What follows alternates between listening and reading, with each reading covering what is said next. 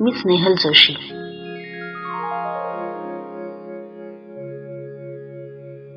सध्या आपल्याला पुस्तकांचा आधार आहे.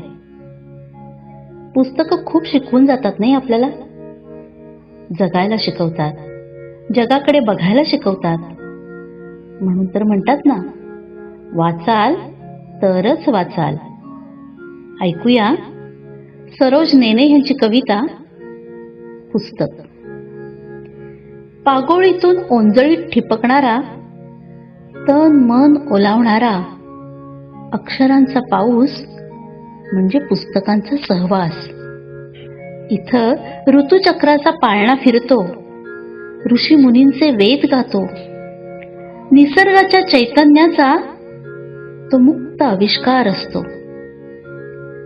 अक्षांश रेखांशांचं जग इथेच भेटतं. चराचराचं रूप इथेच कळतं. इतिहासाच्या पाऊलखुणात काळाची पानं उलगडतात. ज्ञानाचे पंखही इथेच भरारतात.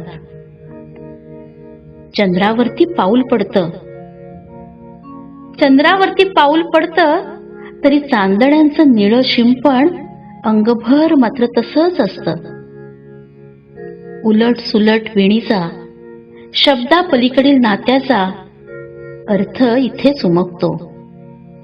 अन भाव भावनांचा गोफ हलके हलके मोकळा होतो. वैराची ठिणगी, क्रौर्याची परिसीमा आत आत थरारून टाकतात. पत्थराच्या काळजालाही मायेचे कोवळे कोंब फुटतात. कधी कधी रात्र आवारगी होते. शब्द स्पर्शाची समाधी लागते. उगवतीच्या क्षितिजावर नव्या सूर्याची ओळख होते. शब्दातील दोन ओळीतील अर्थ शोधताना दिवस पुढे सरकत राहतात. पुस्तकांची संख्या वाढत राहते. तेव्हा विचार करताना लक्षात येतं, मी अजून शून्यावरच. मी वाचत गेले. वाचनाचा रियाज कधी केला?